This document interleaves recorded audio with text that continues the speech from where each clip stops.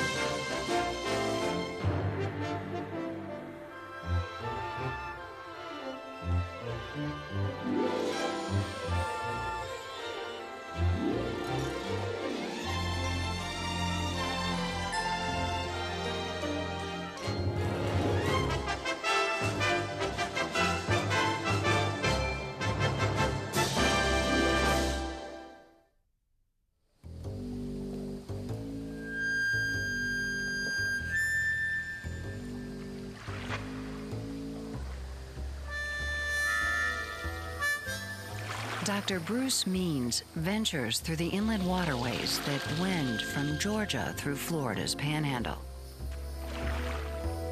A freelance scientist, he is often on his own and prefers it that way.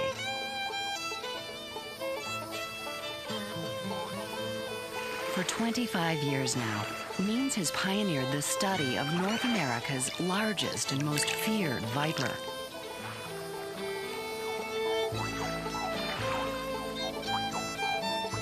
Means journeys into this personal heart of darkness on a mission. He fears for the fate of the venomous snake he is after, the eastern diamondback rattler. A proud and complex recluse, slithering toward the black hole of extinction. For over 50 years, I've wandered around in nature by myself, sometimes barefooted, but usually with just my sandals on. Where I'm heading takes some getting used to. There's marsh and muck, but on the other side there's this paradise where the longleaf pine forest grows. And this special creature I love so much survives. Diamondbacks are almost impossible to find. Sometimes in the summer, though, you can use the gopher tortoise for a guide.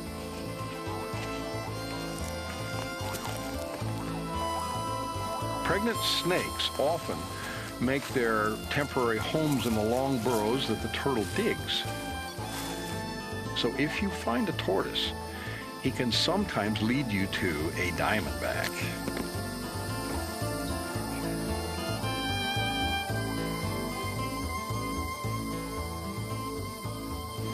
There's the gopher tortoise, about 2 feet down.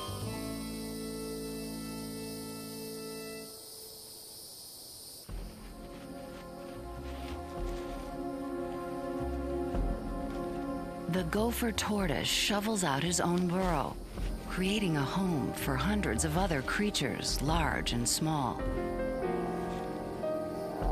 There's another gopher of sorts, the gopher frog. The Florida mouse and its pups. And something we've been searching for, something menacing. Incredibly, this is also the home of the eastern diamondback rattlesnake. A serpent scaled in diamonds. It is among the most highly evolved of all snakes, among the most dangerous, and among the most unlikely roommate any tortoise ever had. The perfect odd couple. diamondbacks only prey on warm-blooded animals, so the cold-blooded tortoise is safe from the snake. Still, the snake is not harmless, and the tortoise is not taking any chances.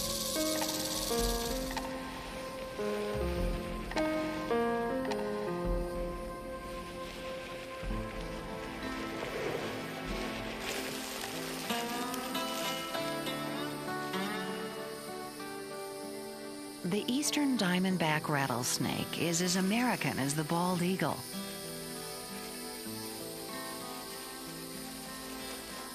It is the largest rattlesnake in the world.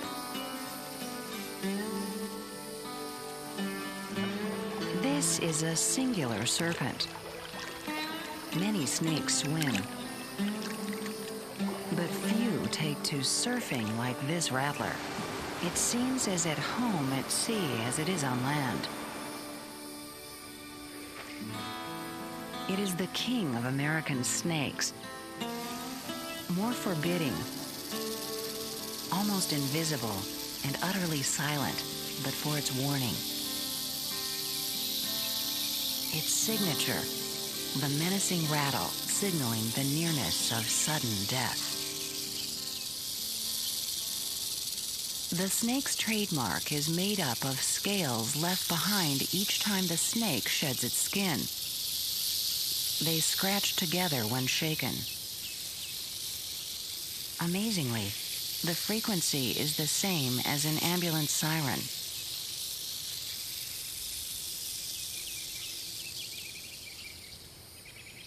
The rattle evolved in the ancient dance of survival. 12,000 years ago, a menagerie of strange animals roamed the Atlantic coast. Mastodons, llamas, and bison like this one were as plentiful as deer. All are gone now from the region, but for this survivor, the eastern diamondback. Having melted into his environment through camouflage, the viper may have evolved a signal to spook off these big mammals. Instead of being trampled, the snake rattled out a warning. Don't tread on me.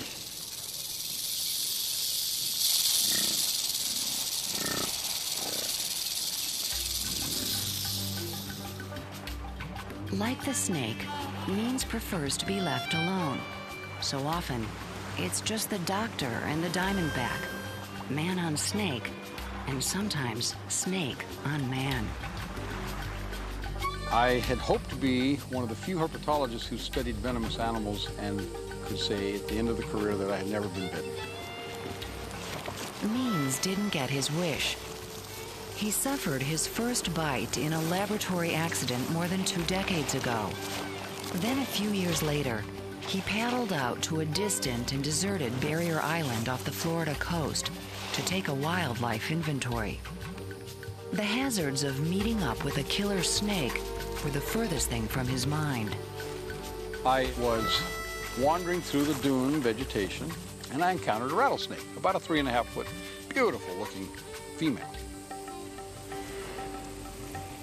I had my camera, so I started taking photographs. The snake wanted to start fleeing, and I grabbed it by the tail and threw it up into the open, and it coiled up, so I got more photographs. And at that point, I should have been satisfied, but for some crazy reason, and I'll never know why, I decided I wanted to capture the snake. I got in front of the snake, and I'm trying to pin the head of the snake when it struck at me, and I misjudged how far the snake could strike. It could strike further than I realized. And one fang got me on the forefinger. I looked at my forefinger, and there was a pinprick of blood there, just beginning a little jewel of red. And I thought to myself, I cannot believe I let this happen. When he was bitten in the safety of his lab, he collapsed in just 4 minutes, his legs rubbery and useless. Now, he faced a half-mile trek back to his canoe. He had no communications and no choice. The scientist in him understood that with every step he took, his chances at survival dimmed, because the long march pumped the venom faster through his body. And he knew from his last experience that the legs go first. The entire time it took me to get myself to safety, there was one thing that overwhelmingly occupied the whole episode. I kept thinking, you're going to do it. Don't let this fear get you. Don't panic. Keep going. And I set my teeth. I mean, I literally clenched my teeth and I said, I'm going to do it.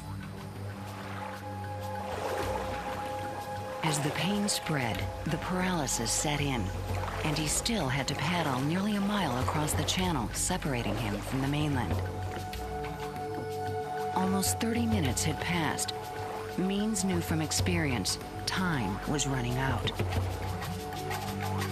I had many thoughts of my life passing, before me, and most of all, I worried about my children and my wife, about what they would think, if I were to not make it.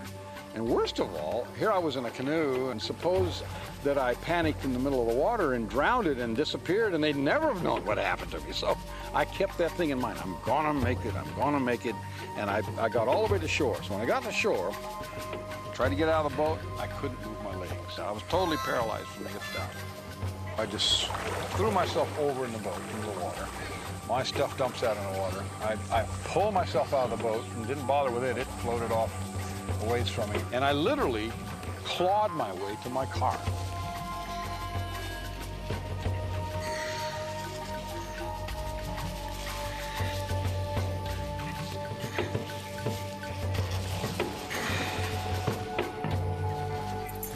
When I got to the car, I had a problem getting the key in the door, and my car happened to have a idiosyncrasy about opening up, but fortunately it opened for me.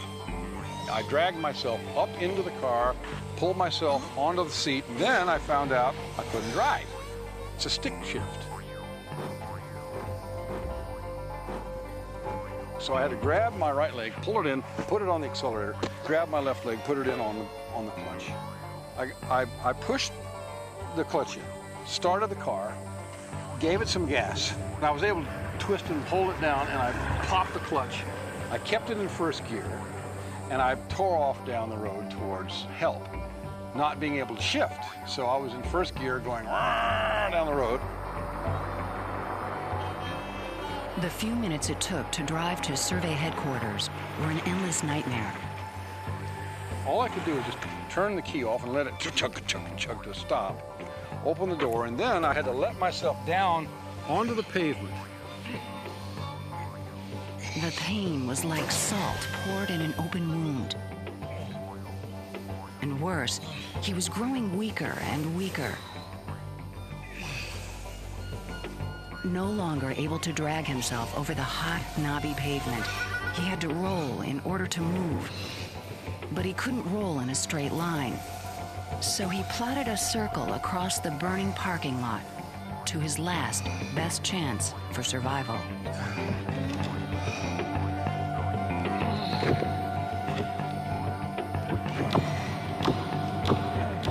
Means reached his destination, only to discover that his ordeal had just begun.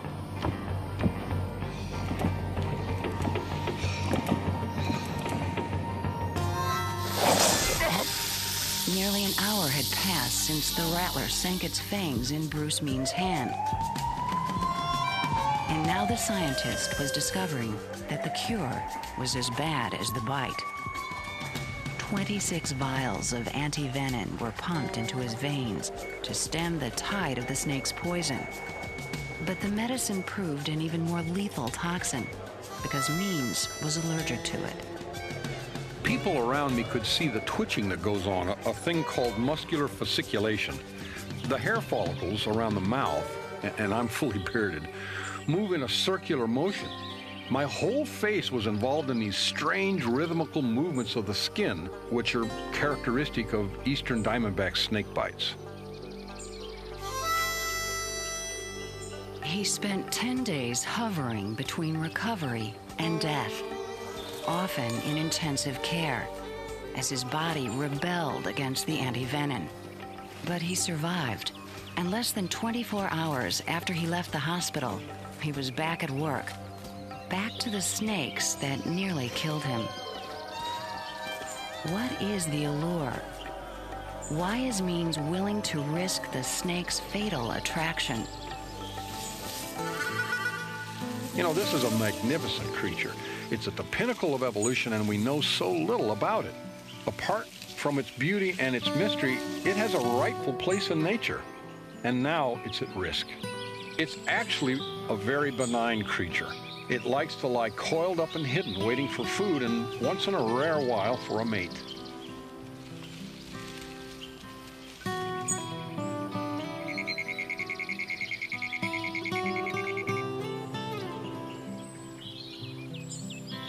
The survival of the eastern diamondback depends on bogs like this and on these dwindling stands of longleaf pines, a once vast torrent of forest that tumbled south and west from Virginia to Texas.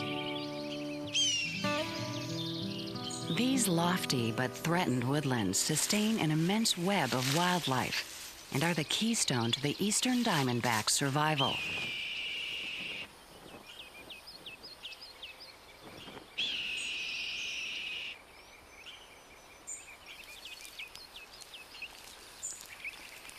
The powerful connection between the pines and the diamondbacks was little understood until Bruce Means arrived in Florida's woodlands. The snake was feared and hunted, but never studied.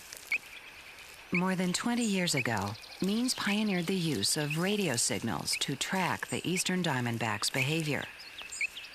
He carefully introduced a harmless, mouse-sized transmitter into the sedated snakes, which beamed their whereabouts.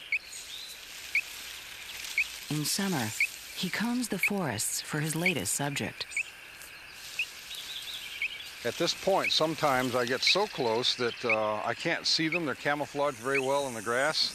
I have to be careful I don't step on one. Ah, there it is. Ooh, a big one. Little head. Whoa, big body. Hello. Who are you? Whoa, is she heavy? Look at this. Oh. Haha. This is a big snake, but he's not nearly as big as rattlesnakes get, the eastern diamondback. This guy is about 4.5 feet long, and I would estimate around 5.5 to 6 pounds in weight. They come a lot bigger. A 10-pound snake is not uncommon, which would be almost twice his bulk. And I've known of 12 and 13-pound snakes. The next thing I need to do is be sure that I don't endanger myself, and also that I am careful not to cause him to hurt himself. So I'll partially narcotize him by putting an inhalant, and it'll take about 5 minutes for him to become totally placid. I'm not going to put him entirely out, and then we can work with him. Let's see how he's doing. Yeah. What is important here is I know he's under sufficiently for me to work with him when he's lost his righting response, which you see he's lying on his back now. Now, he's not out. I have to be quite careful with him anyway, but he's probably out sufficiently for me to flip him over and then capture him.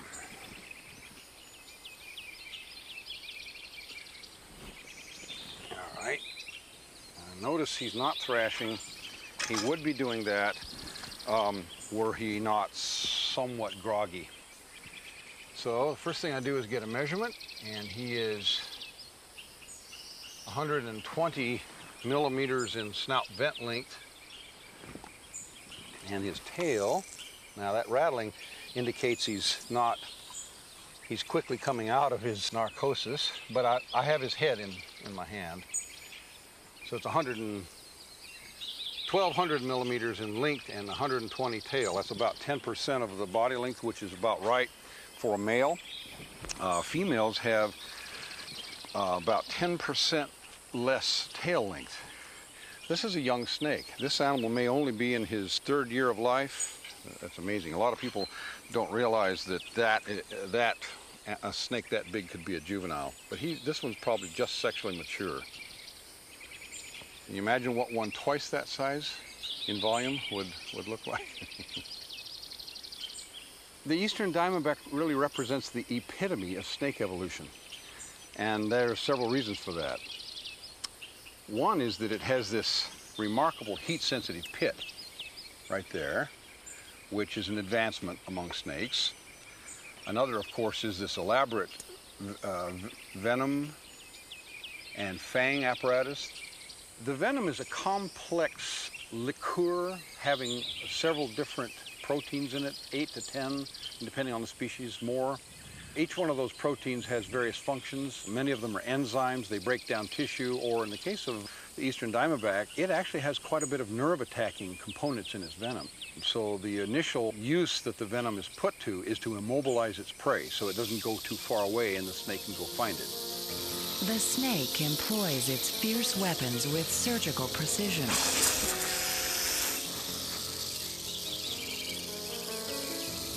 And it strikes with lightning speed.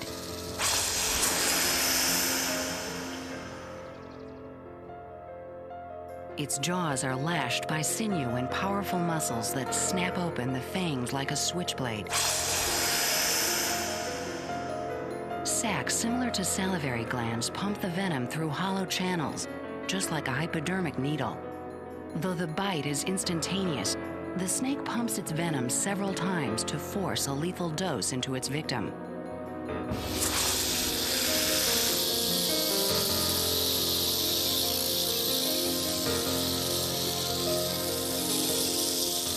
After locating its prey, the snake begins the laborious process of feeding. And it always starts with the head. First one half of the jaw, then the other, walk along the prey as it is ingested. Small sharp teeth in the palate and lower jaw curve backward, sliding over the food, pulling it in. The body moves forward like an accordion as muscles in the throat draw the prey down. A full-grown snake could survive for a year on 3 or 4 luncheons like this one.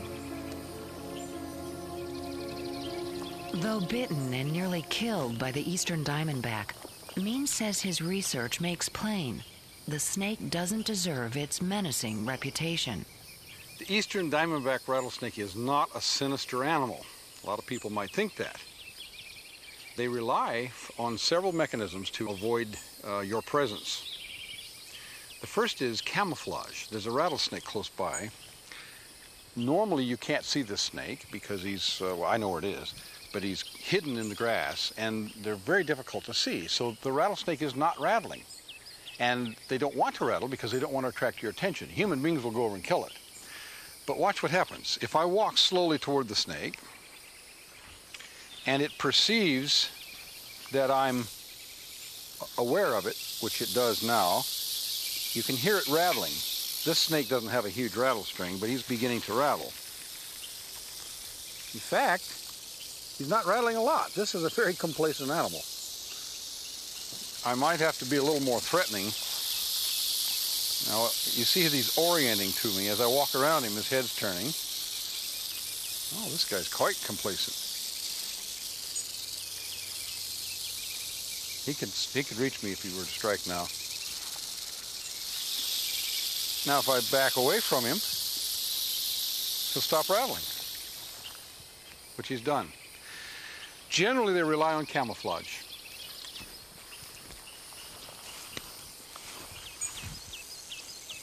Interestingly, I touched the snake to stimulate it. It did jump, but it still didn't strike me. And it'll probably strike at this point. Look at that. It did sort of lethargically as I passed it. This is sort of the common average behavior of the eastern diamondback. Some will strike, but in general, most of them don't. They're not the sinister animals people think, and they by no means chase people. They don't go after you. So how can you loathe an animal that really doesn't have dirty deeds in its heart?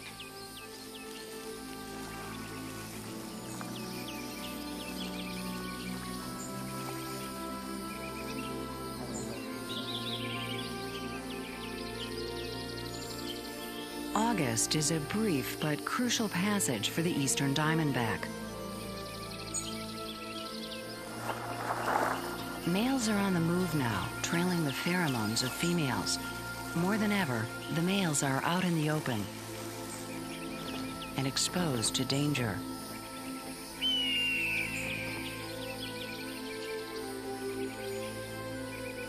The females are less restless during this time, awaiting a mate or preparing to give birth near the safety of a burrow.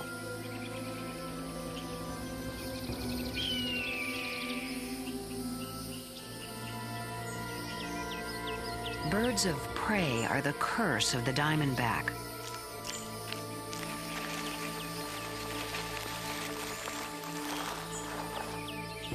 From the treetops, a red-tailed hawk can spy a snake a half a mile away.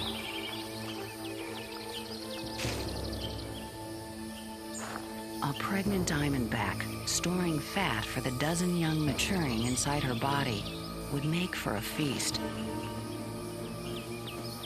Sensing danger overhead, sends the tortoise and the pregnant rattler down into the safety of the burrow.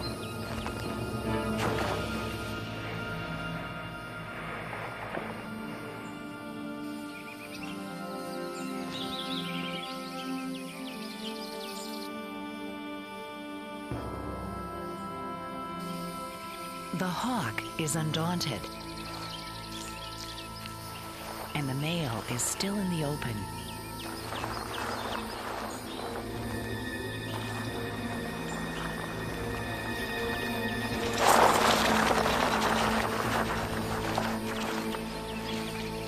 Its talons over fangs. The hawk dances gingerly around its dangerous prey.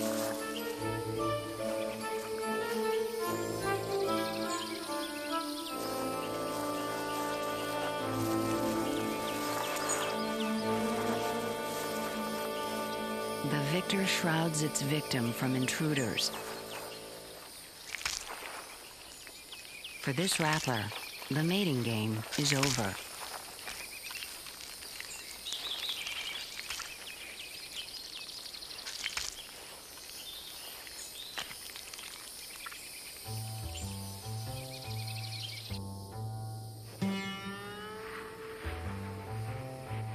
The gopher tortoise's well-engineered burrow is both a safe haven and a refuge. The tunnel usually slopes some 6 feet underground, but an ambitious turtle will tunnel 30 feet or more. Over time, as many as 350 creatures may come and go as tenants here. The gopher frog calls this hole in the ground home.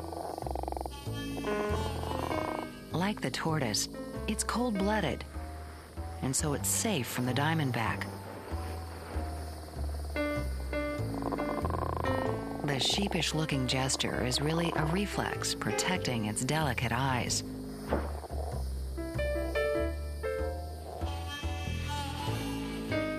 The barging gopher tortoise leaves no doubt who is landlord of this burrow.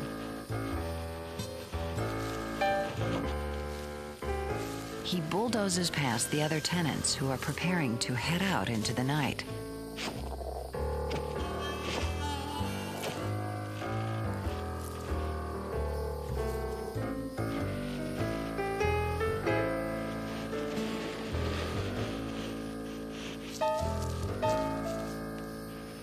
Though the turtle's tunnel is little more than a narrow hallway, the warm-blooded Florida mouse occupies a one-room apartment dug into the wall.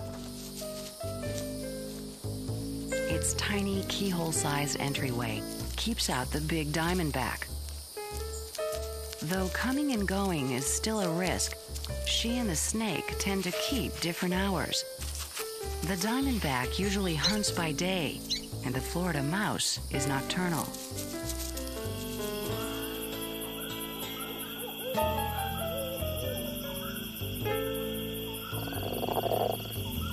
In the warmest months, the eastern diamondback may stay out after hours, but not to hunt. Instead, it will find a spot to curl up and wait out the night.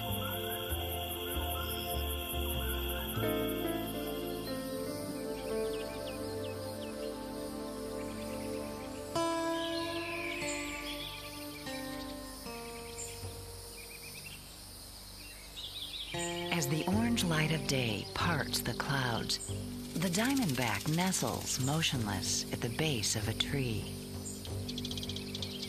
Rattlers are ambush hunters, using patience, stillness, and stealth.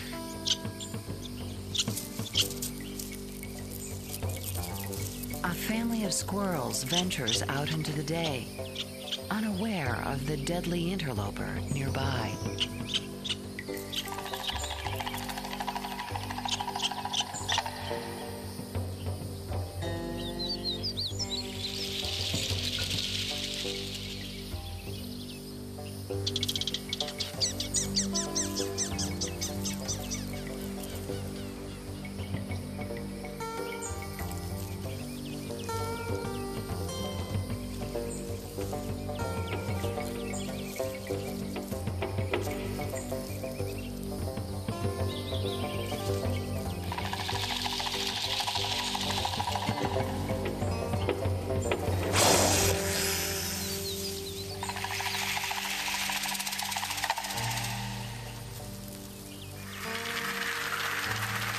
The fleeing squirrel has moments to live.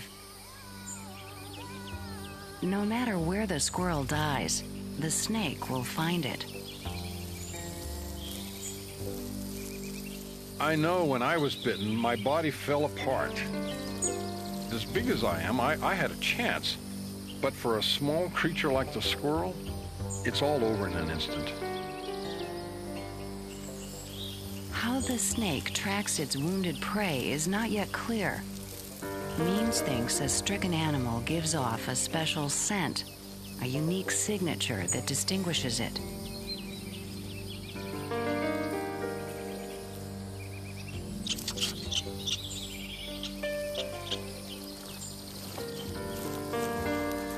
Food goes down head first, so the feet fold easily through the gaping jaws.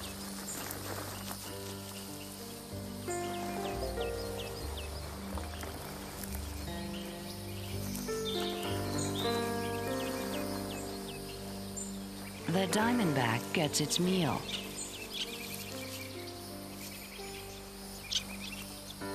And there will be no more tales of alarm from this squirrel.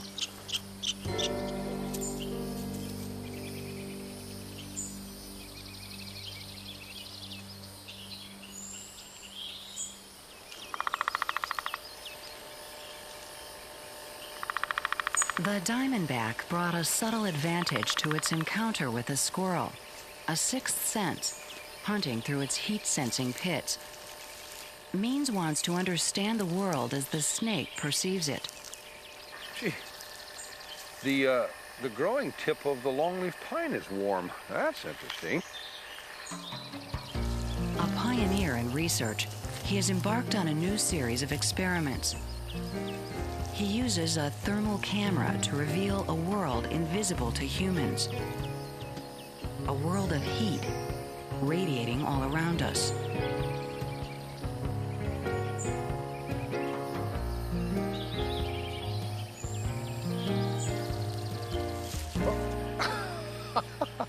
Here's my imprint of my hand, right on the ground where you can see nothing but leaves with a naked eye. It's absolutely different. Now for an experiment. I have brought a cute little laboratory rat. Good morning, you cute little rat. You ready to be a star? And we're going to put him down on the ground to see what he looks like through this infrared camera. All right, Mr. Rat, wander around. Whoa, this is fantastic. The thermal camera dramatically shows how heat from the warm-blooded mouse strips it of both cover and camouflage.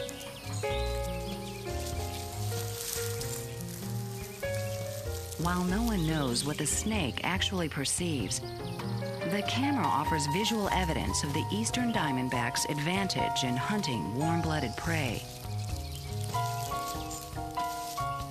For the eastern diamondback, heat is an ally, and in surprising ways.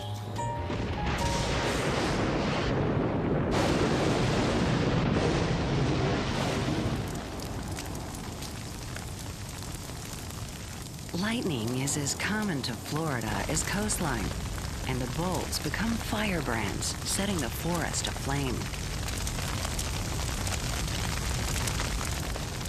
The snake depends on these fires because they sustain the longleaf pine forest, the diamondback's principal habitat.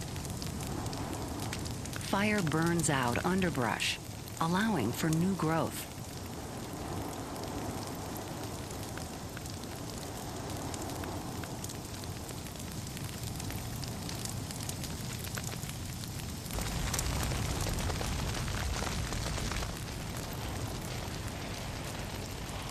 The diamondback is well adapted to these fiery conditions and seeks refuge from the flames.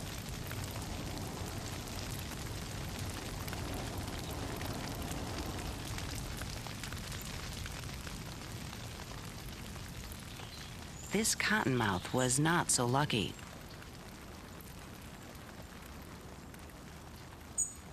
There are the quick and the dead,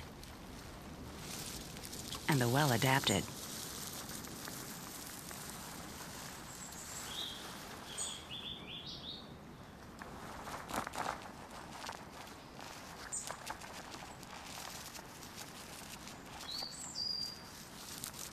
After the fire, a mosaic of ash and old growth patch the earth.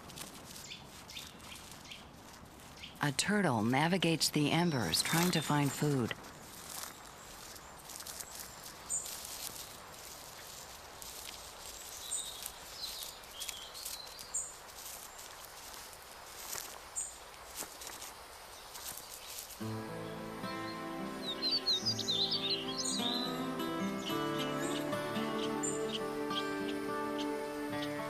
Within a few days, fresh greens will have punched through the ashes, and new palmetto sprays will have fanned out. This is the miracle of the longleaf pine forest.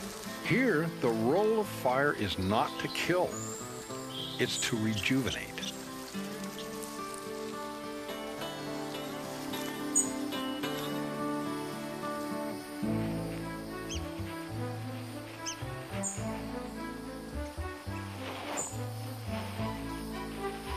Even tortoises seem to sprout from the soil after a fire.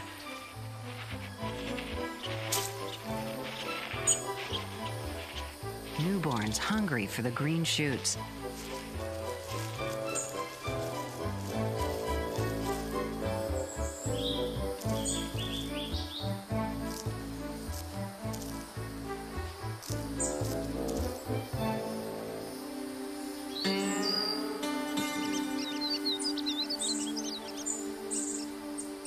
August in the piney woods is a season of upheaval, and the pregnant diamondback feels it most. A month before labor, she hunkers down. Feeding stops, movement stops for the most part.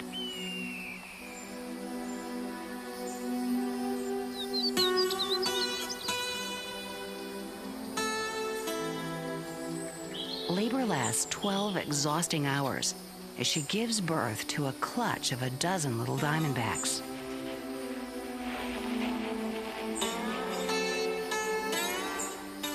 Though the young are carried within her body and born live, they hatch from sacs identical to eggs, but without the finishing touch, the shell.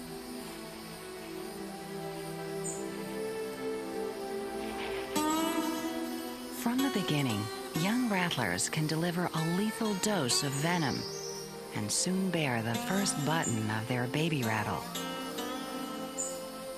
Conventional wisdom says snakes don't make good mothers, but Means believes eastern diamondbacks may. The mother stays close to the clutch in the first crucial days of life, although the reason may simply be exhaustion.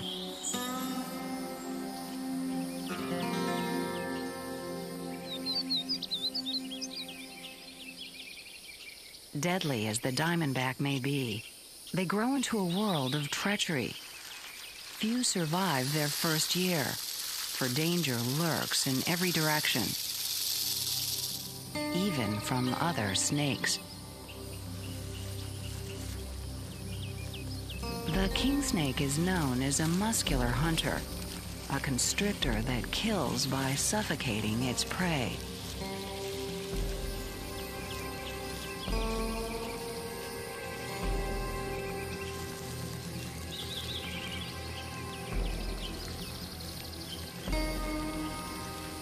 Tongue flicks sample the air.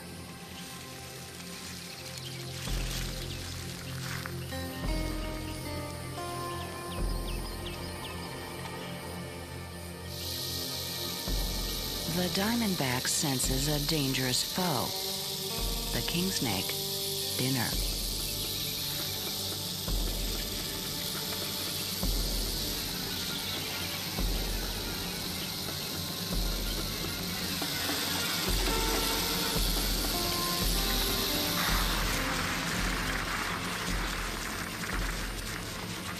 The king snake gets its name because it eats other snakes, and it's immune to its opponent's venom.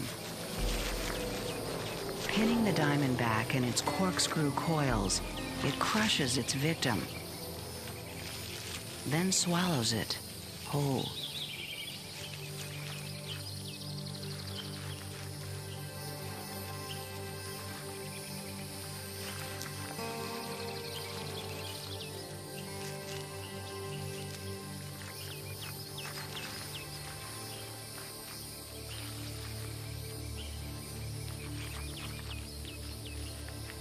It leaves the trophy to last.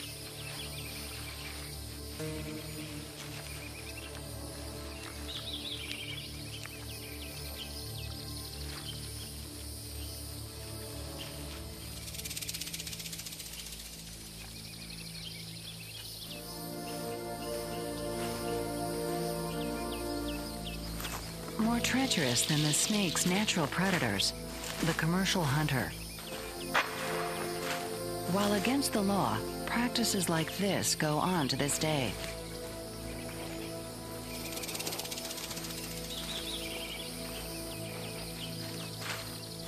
Hunters are paid $10 a foot for diamondbacks, as much as $60 a snake. Outwitted, the rattler is lured into betraying itself with its last line of defense.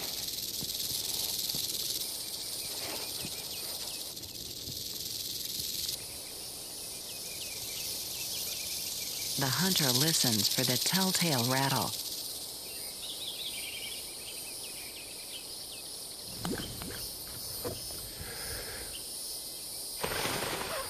A spray of gasoline chokes the burrow.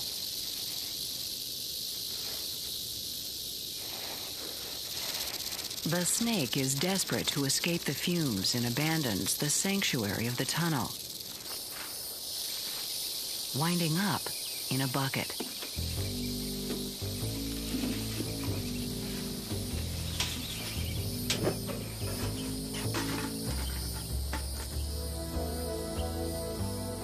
The burrow that had harbored so much life may now become a wasteland. No one knows how long the gas fumes may linger. If the snakes are not killed outright, many are brought to rattlesnake roundups, which have been entertaining audiences for decades. This 39th year we've had this roundup. It's a way of controlling the snakes down in this country. I don't really know if it has that much of an impact, but we seem to get a lot of snakes every year. Each year, eastern diamondbacks are captured for roundups that attract crowds as large as 25,000. That's essentially a diamond bear. Yeah, we come up here for rattlesnake burgers. They tell us they're really good. Oh, yeah, you know I had to say chicken. Chicken. And then they say, taste like alligator, too. People want to cook them, kill them, and wear them. They even want their venom, which the roundups milk at bargain prices for medical researchers. Maine attends roundups to take a head count of the rattlers, trying to gauge the impact these events have on the eastern diamondback. The snakes are treated badly. They're exploited for money, then killed, with no thought for them as a renewable resource. Worse than the roundup, says Means, is the skin trade. Hides become fashion. It is an ironic end for the eastern diamondback. The magical camouflage that had hid the snake so well now calls attention to its wearer. This is out of control and needs much more regulation. Even alligators are licensed and tagged now. But dead diamondbacks, they're treated as party favors. Roundups give people the wrong message. The truth is, these snakes are not expendable. They're not evil. People need to realize the value of what they're destroying. This is already a snake hard-pressed to survive.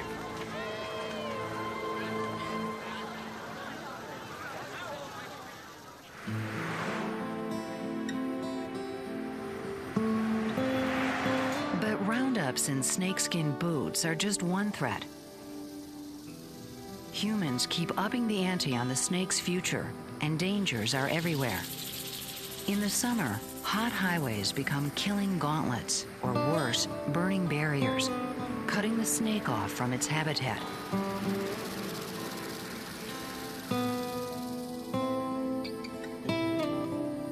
Little more than 2% of the rattler's ancient territory remains. Humanity's pattern of destruction.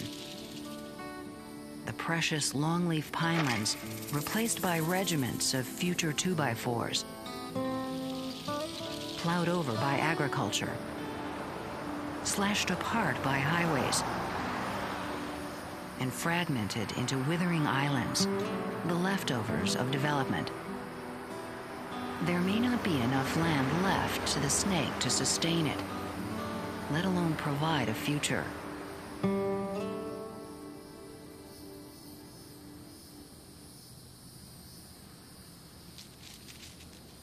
And as the snake goes, so go his neighbors.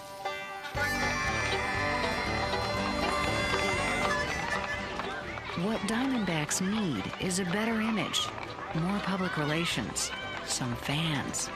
One of the roundups in the eastern United States has done a wonderful job of this very sort of thing. They don't even call it a roundup anymore because they do not round up snakes. It's called a festival.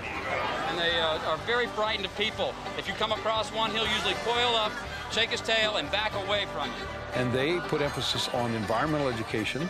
They have just as many people that come to the festival. They'll crawl down in there and live there with the turtle and just stay there. Every now and then something will spook a rabbit. He'll run down the hall. They get a meal served to him like room service. These civic organizations that are involved in running the festival and the community generates just as much income as any of these roundups that put the accent on utilization and misuse of the creatures.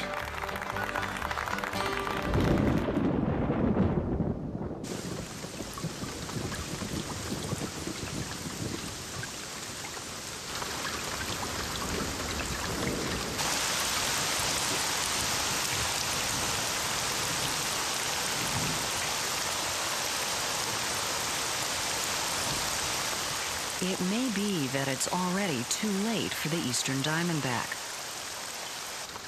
While well adapted to the trials of nature, the torments of humans are pushing the rattler to its limit. Maines fears that before we fully understand the snake's role in the environment, it may be gone. But even he acknowledges that the snakes have found some surprising ways to survive.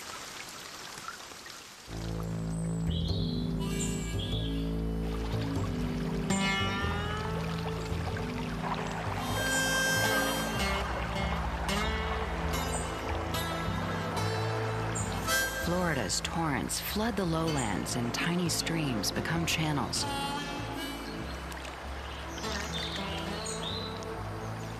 Even the tortoise goes with the flow.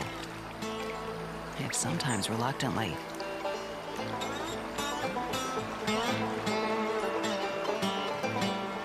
The hazards of the deep abound.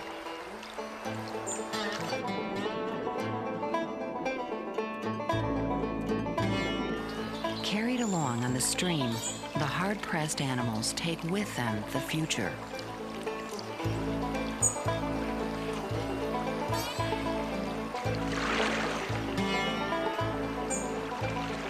Means believes the snake's survival skills might help it endure. Swimming makes it mobile. Streams become highways, escape routes from the destruction caused by the development. And these streams sometimes ferry snakes all the way out to sea. The eastern diamondback island hops. It's been found way out as far as the dry Tortugas, and that's about 120 miles from the Florida coast. This could be the snake's salvation, but like everywhere else, the islands are prime real estate for development.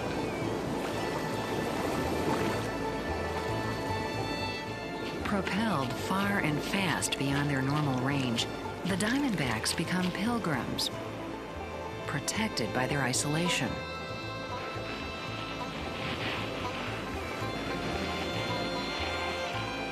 Where the snake's habitat is overrun by development, the flood carries survivors to another, more welcoming place, their distant island. Though it may be full of fiddler crabs.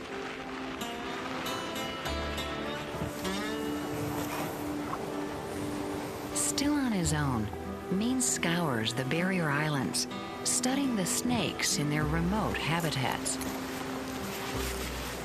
The eastern diamondback is likely to be an endangered species very soon. It has a special role in nature, and it won't take much for it to be lost forever. The snake simply needs a place to live and the opportunity to survive.